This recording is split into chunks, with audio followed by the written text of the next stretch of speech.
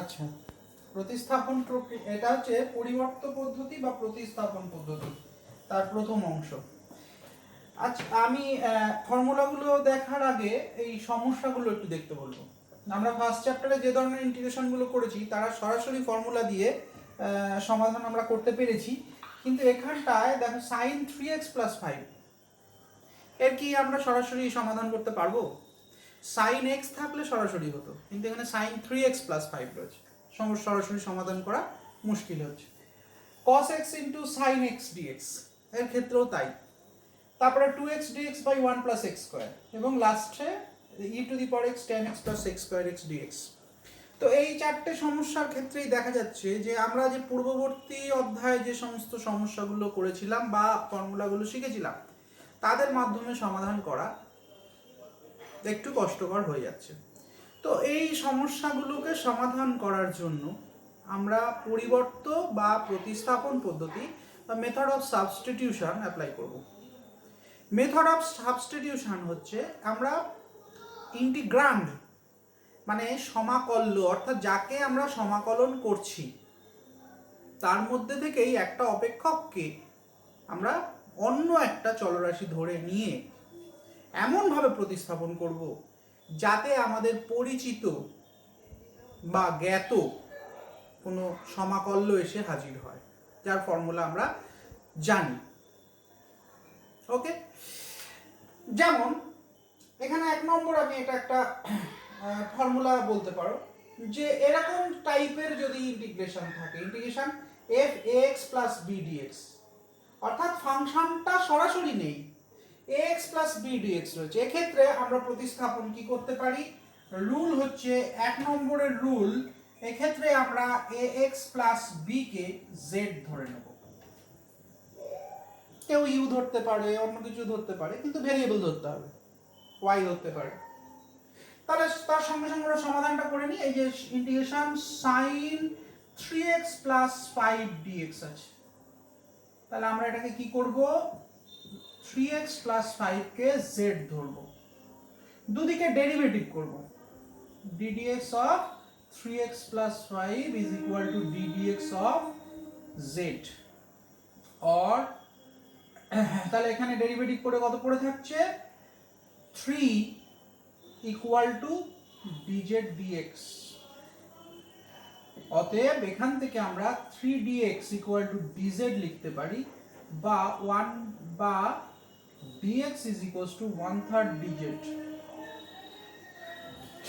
তাহলে আমরা এবার এখানটায় সরাসরি dx এর বদলে 1/3 dz আর এটা sin z dz হয়ে গেল।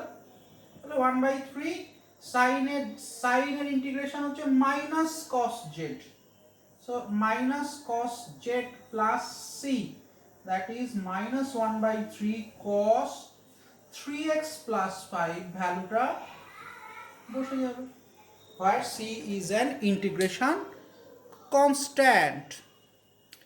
So sin 3x plus 5 এর integration minus 1/3 cos 3x plus 5 plus c, যেখানে c integration constant.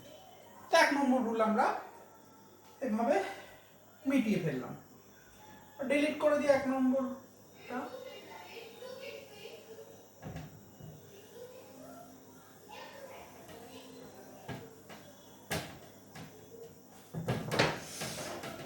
Rule number 2 তে যাই। রুল 2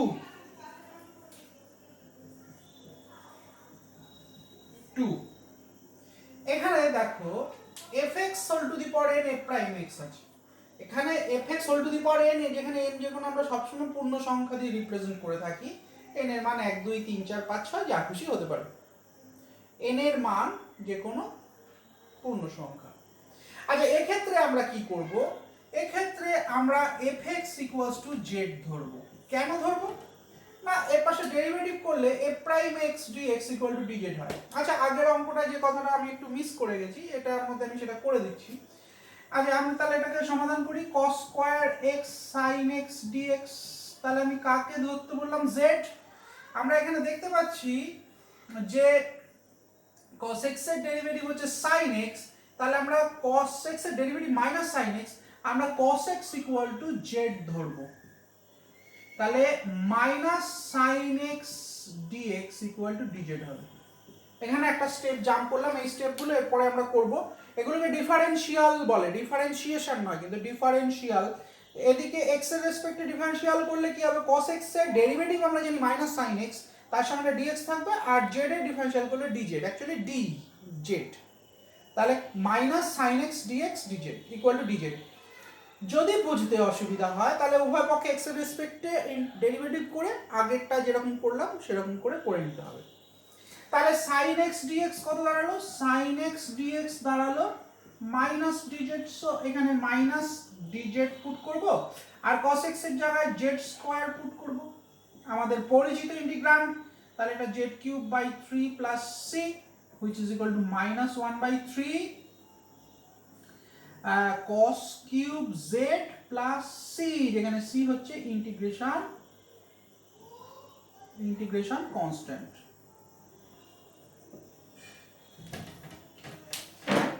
ওকে, তাহলে এক্ষেত্রেও আমরা দেখলাম যে fx কে z ধরে নিয়ে তারপরে এটাকে প্রতিস্থাপন করতে হবে। কেমন? তাহলে আমরা রুল 2 কমপ্লিট করলাম, ডিলিট করে দিই রুল 2। রুল 3 তে যাচ্ছি। রুল 3,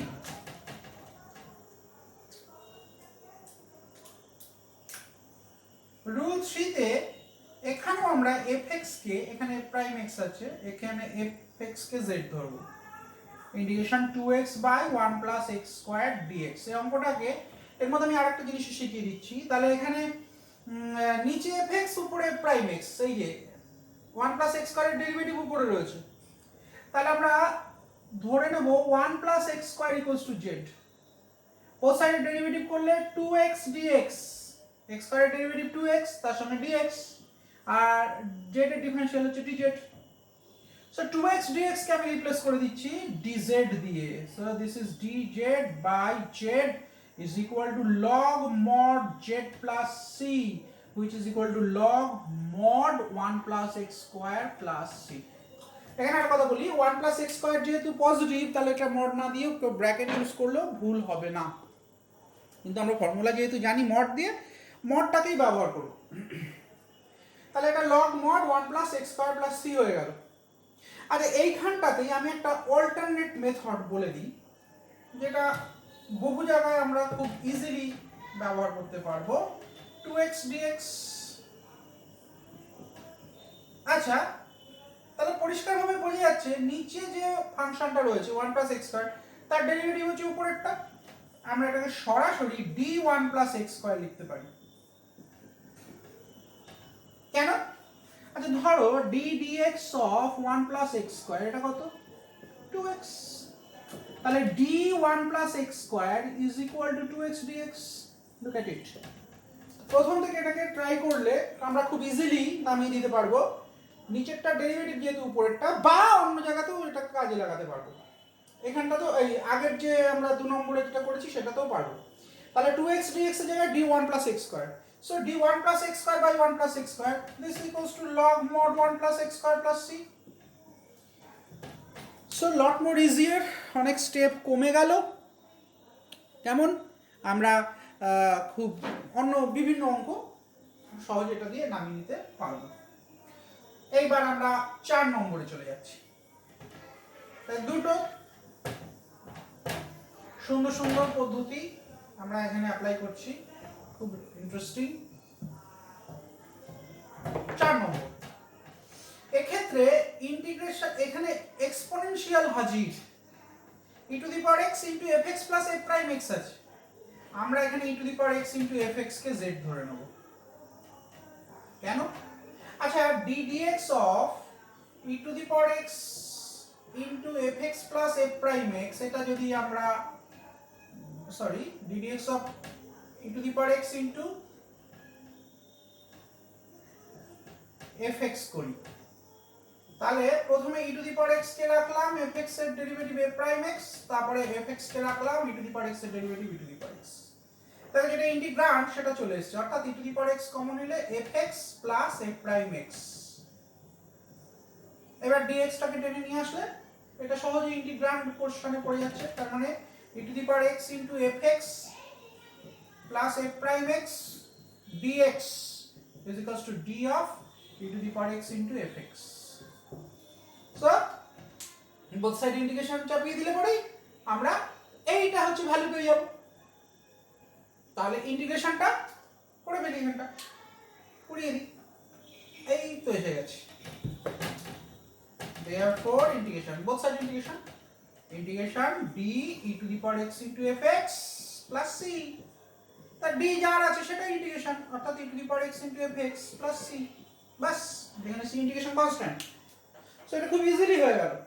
তাহলে আমরা এখানে e to the power x into tan x K z ধরে নিই, দেখতে পাচ্ছি যেহেতু হচ্ছে d dx of tan x is equal to sec square x, মানে পরের part, therefore I is equals to, ওটাকে আগে ধরে নিতে হবে, আমরা ওটাকে ধরিনি তাই একটা স্টেপ বেড়ে গেল, equal to integration e to the power x tan x dx, sorry d of e to the power x tan x, বাস যেখানে c হচ্ছে ইন্টিগ্রেশন কনস্ট্যান্ট। সো এটা খুব ইন্টারেস্টিং, প্রচুর অঙ্ক এটা দিয়ে নামবে, এটা দিয়ে হবে প্রচুর অঙ্ক e to the power x into fx plus c। এই হচ্ছে পরিবর্ত পদ্ধতির একটা অন্যতম পরিচিত একটা পরিবর্তন। আচ্ছা, এরপরে আমরা আরো চারটে স্ট্যান্ডার্ড ইন্টিগ্রাল এখানটায় করে দেখাচ্ছি, আরো চারটে হবে। হ্যাঁ, এখানে আরো চারটে আমরা স্ট্যান্ডার্ড ইন্টিগ্রাল দিয়েছি, এগুলোকে আমরা ফর্মুলা হিসাবে কিন্তু ব্যবহার করব এবং অঙ্কে কিন্তু অ্যাপ্লাই করব, ঠিক আছে? আমি শেষ থেকে করি, তাহলে বুঝতে সুবিধা হবে। ইন্টিগ্রেশন সবসময় এগুলোকে আই ধরে স্টার্ট করলে পরবর্তীতে কাজে লাগে। কোসেক এক্স ডিএক্স এর ইন্টিগ্রেশন করছি, তাহলে এটাকে cosec x minus cot x দিয়ে উপর নিচে গুণ করব। এটা করব তার কারণ হচ্ছে খুব সিম্পল, যাতে নিচেরটা ডেরিভেটিভ উপরেরটা চলে আসে। cosec x এর derivative minus cosec x cot x, আর cot x এর derivative minus cosec square x। So এই মাইনাসটা এখানে মাইনাসে প্লাস করে দিয়ে মাইনাস cosec স্কয়ার x চলে আসবে। তাহলে আমি উপরেরটাকে d cosec x মাইনাস cot x লিখতে পারি, ডিভাইডেড বাই cosec x মাইনাস cot x। যদি কোনো কনফিউশন থাকে তার জন্য আমি বলছি cosec x মাইনাস cot x কে যদি z ধরি আমরা, তাহলে এদিকে ডেরিভেটিভ করলে minus cosec x cot x minus of minus cosec square x dx is equal to dz. Therefore এটা মাইনাস মাইনাসে প্লাস হয়ে যাবে, cosec square x minus cosec x cot x dx is equal to dz হয়েছে। So এই যে উপরে এটা replace করে দিলাম, কেমন বুঝলাম? তাহলে এটা হয়ে গেল log mod cosec x minus cot x plus c, এটা একটা ফর্মুলা। তাহলে integration cosec x minus cot x এর একটা ফর্মুলা হচ্ছে log mod cosec x minus cot x। এটাকে আরেকটু সিম্পলিফাই করে আরেকটা, মানে এই জায়গায় কিন্তু একটা ফর্মুলা শেষ হয়ে গেল, এটাকে আমরা আরেকটু সিম্পলিফাই করে 1/sin x minus cos x by sin x plus c ভাঙতে পারি log mod sin x নিচে 1 minus cos x plus c log mod 2 sin square x by 2 by 2 sin x by 2 cos x by 2 plus c 2 কেটে যাচ্ছে log mod tan x by 2। এটা কিন্তু আর একটা formula. So আমরা যেখানে যে ফর্মুলাটা অ্যাপ্রোপ্রিয়েট হবে সেখানে অ্যাপ্লাই করব। তাহলে ইন্টিগ্রেশন cosec x dx এর দুটো ফর্মুলা আমরা পেলাম, log mod cosec x minus cot x একটা, আর log mod tan x by 2 আর একটা। নেক্সট আমরা sec x dx এর একটা ফর্মুলা বার করব। sec x টা তোমাদের হোমওয়ার্ক, log mod এটা sec x এরটা তোমাদের হোমওয়ার্ক। ইন্টিগ্রেশনটা হবে log mod sec x plus tan x, বুঝতেই পারছো ওপর নিচে sec x plus tan x দিয়ে গুণ করে নেব, অথবা এটাকে আরেকটু সিম্পলিফাই করলে log mod tan pi by 4 plus x by 2. So these are the formulae. sec x এর দুটো formula, log mod sec x plus tan x অথবা log mod tan pi by 4 plus x by 2 plus c, অবশ্যই plus c দিতে হবে, অবশ্যই plus c দিতে হবে, ওটাকে সিম্পলিফাই করলে চলে আসবে। আমি tan x আর cot x এর মধ্যে যে কোনো একটাকে করে দেবো, বাকি কাজ তোমরা। Number 2 cot x, so I is equal to integration cot x dx integration cos x by sin x, আমরা প্রতিস্থাপন পদ্ধতিতে দেখেছি এই নিচে fx উপরে f prime x, তাহলে আমি লিখতে পারি d sin x by sin x, that is log mod sin x plus c. So integration cot x dx হচ্ছে log mod sin x plus c, আর ইন্টিগ্রেশন tan x dx এটা হবে log mod sec x plus c। কেন হবে এটা তোমাদের homework. So these are the formulae for the first chapter of method of substitution, পরিবর্তন পদ্ধতির এই ইম্পর্টেন্ট ফর্মুলাগুলো ডিসকাস করলাম, এগুলো দিয়ে আমরা অঙ্কে অ্যাপ্লাই করব। ওকে, থ্যাংক ইউ।